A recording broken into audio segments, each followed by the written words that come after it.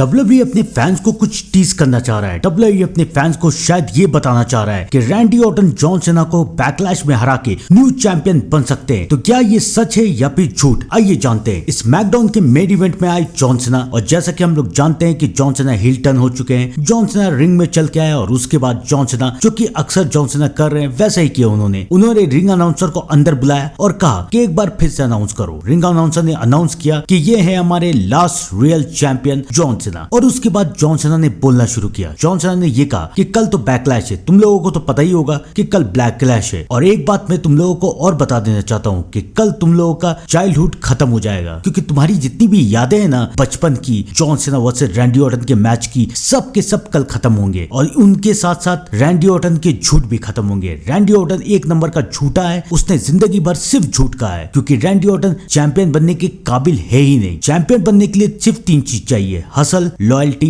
Respect. और Randy Orton के अंदर इन तीनों में से कुछ नहीं है। हसल, रैंडी ऑर्टन क्या करता है? रैंडी ऑर्टन कुछ काम नहीं करता है। वो कभी इंजर्ड हो जाता है, कभी कहीं और चला जाता है। वो डब्ल्यूडब्ल्यूई में तो काम ही नहीं करता है। उसे डब्ल्यूडब्ल्यूई में नौकरी मिली है सिर्फ इस वजह से क्योंकि उसके पहले के 2 जनरेशन यानी कि उसके पापा और उसके दादा डब्ल्यूडब्ल्यूई में काम करते थे। अगर ऐसा नहीं होता तो रैंडी ऑर्टन को कभी भी डब्ल्यूडब्ल्यूई में काम ही नहीं मिलता। और एक तरफ मैं हूं, मुझे अपनी मेहनत से डब्ल्यूडब्ल्यूई में काम मिला। आज मैं जहां पहुंचा हूं अपनी मेहनत की वजह से पहुंचा हूं। आज अगर मैं टॉप स्टार हूं तो अपनी मेहनत की वजह से हूं। मुझे रिस्पेक्ट मिलनी चाहिए, तुम लोग मुझे रिस्पेक्ट देने चाहिए, लेकिन तुम लोग मुझे रिस्पेक्ट दे नहीं रहे हो। मैं चैंपियन बनने के काबिल हूं, इसलिए मैं चैंपियन हूं, मैं टॉप स्टार हूं, मैं हसल हूं। अगर हम लोग बात करें लॉयल्टी की, तो रैंडी ऑर्टन की क्या लॉयल्टी है? सुपरस्टार को लेके तो रैंडी ऑर्टन की कोई लॉयल्टी नहीं, क्योंकि रैंडी ऑर्टन सबको धोखा देते रहते हैं। और अगर डब्ल्यूडब्ल्यूई को देखा जाए कि डब्ल्यूडब्ल्यूई में रैंडी ऑर्टन की क्या लॉयल्टी है, रैंडी ऑर्टन कहते रहते हैं कि वो डब्ल्यूडब्ल्यूई कभी छोड़ नहीं सकते, वो डब्ल्यूडब्ल्यूई में एक फर्नीचर बन के रह गए हैं, वो डब्ल्यूडब्ल्यूई से कभी हट ही नहीं सकते।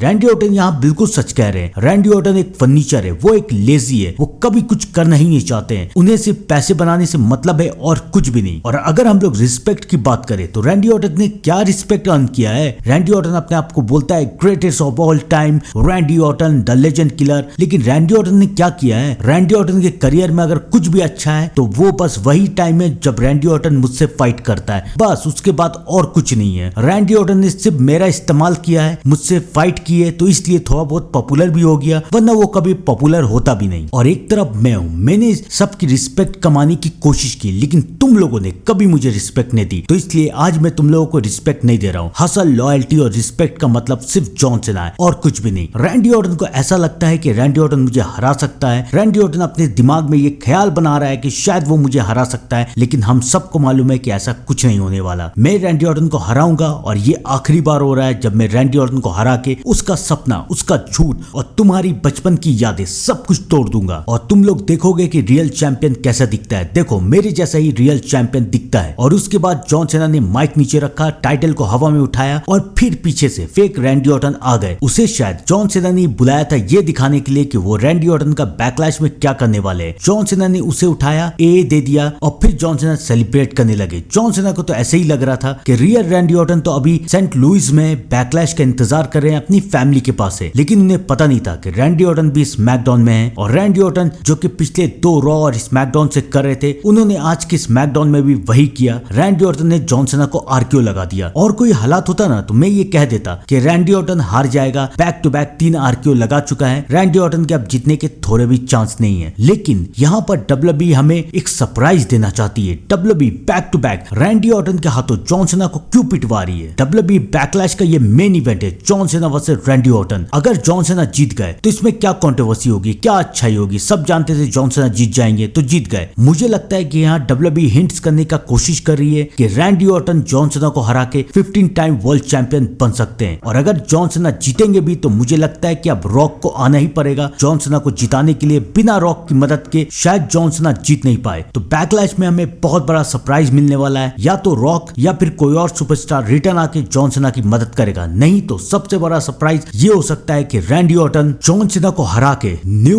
WWE champion 15 time world champion बन जाए। आपको क्या लगता है कि क्या होगा? कमेंट में जरूर बताइएगा। मुझे आपके कमेंट का इंतजार बेसब्री से रहता है। तब तक के लिए thank you and good bye.